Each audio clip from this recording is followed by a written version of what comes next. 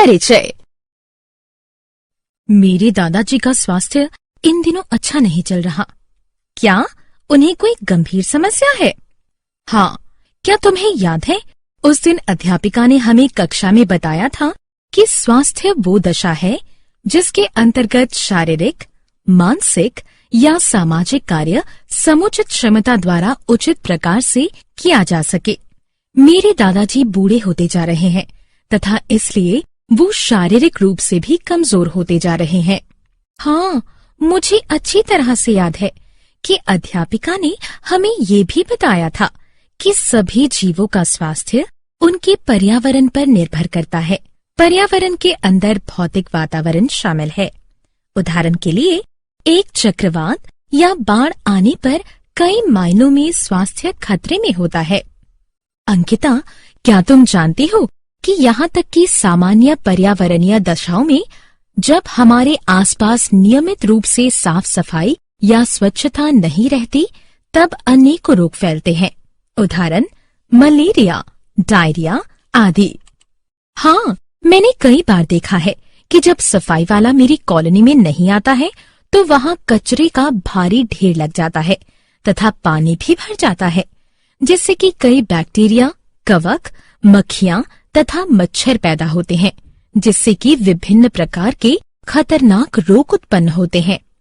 एक और चीज जो कि अच्छे स्वास्थ्य को नियंत्रित करती है वो संतुलित आहार है।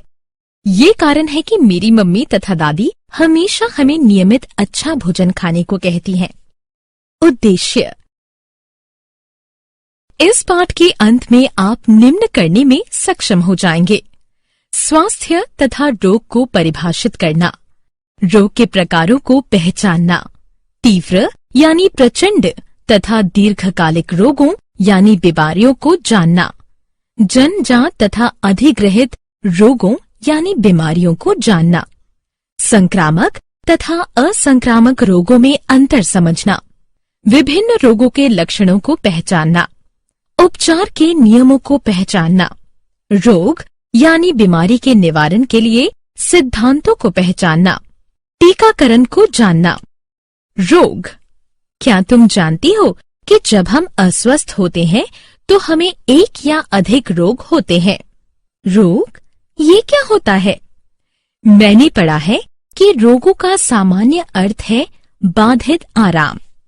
हाँ, वैज्ञानिक रूप से रोग को इस प्रकार परिभाषित किया जा सकता है कि रोग शरीर के कार्यक अंगों, भागों, संरचना तथा तंत्रों में होने वाला एक ऐसा विकार या गलत प्रकार से होने वाला कार्य है जो कि आनुवांशिक अथवा विकासात्मक त्रुटियों, संक्रमण, विषों, पोषक तत्वों की कमी अथवा असंतुलन, विषैलापन, प्रतिकूल पर्यावरणीय कारकों, बीमारियों के कारण होता है।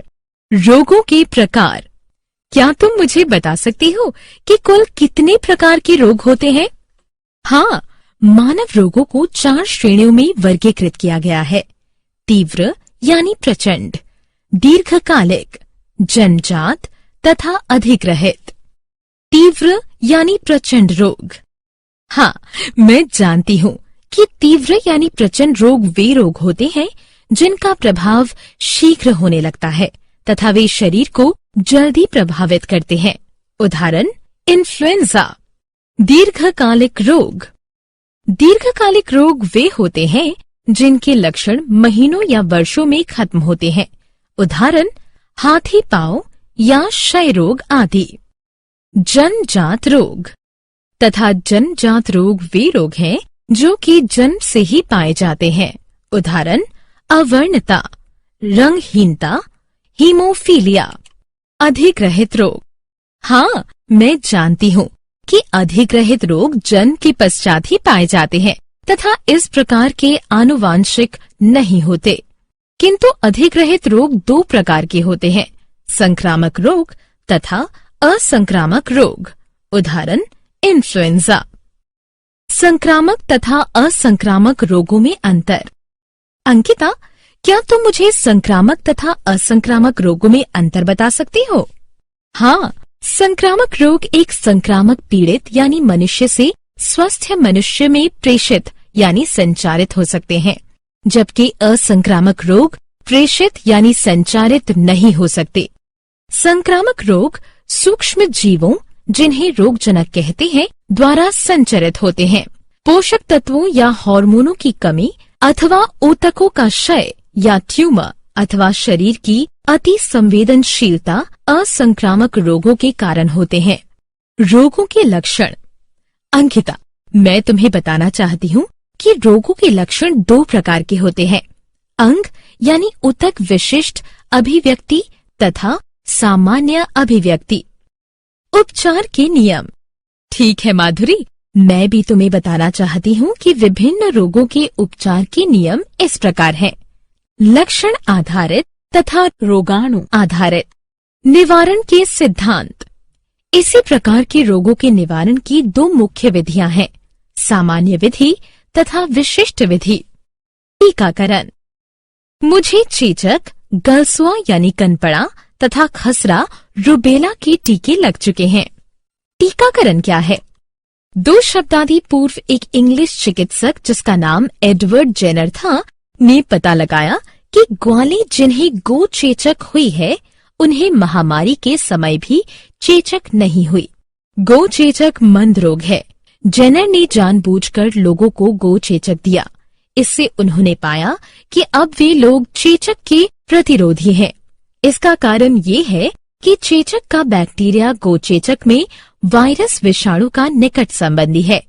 लैटिन में काउ यानी गाय का अर्थ है वाका तथा काउपॉक्स यानी गौ चेचक का अर्थ है वैक्सीनिया। इन 2 शब्दों से ही टीकाकरण यानी वैक्सीनेशन शब्द की खोज हुई है। इस प्रकार हम कह सकते हैं कि टीकाकरण एक व्यक्ति के एक रोग की अनुकूली प्रतिरक्षा विकसित करने के लिए प्रतिरक्षा प्रणाली का उत्तेजित करने हेतु प्रतिजनी यानी टीका का प्रशासन है। सारांश। आइए हमने जो कुछ सीखा है उसे संक्षेप में दोहराएं। स्वास्थ्य व्यक्ति की शारीरिक, मानसिक तथा सामाजिक जीवन की एक समग्र समन्वयित अवस्था है। किसी का स्वास्थ्य उसके भौतिक पर्यावरण तथा आर्थिक अवस्था पर निर्भर करता है।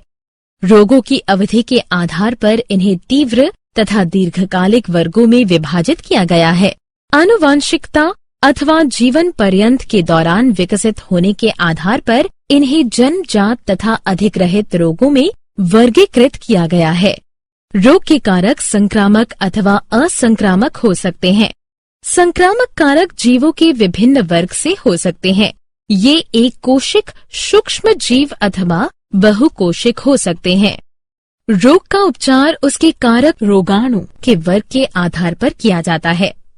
संक्रामक कारक वायु, जल, शारीरिक संपर्क अथवा रोगवाहक द्वारा फैलते हैं। रोगों का निवारण सफल उपचार की अपेक्षा अच्छा है। संक्रामक रोगों का निवारण जन स्वास्थ्य स्वच्छता विधियों द्वारा किया जा सकता है, जिससे संक्रामक कारक कम हो जाते हैं।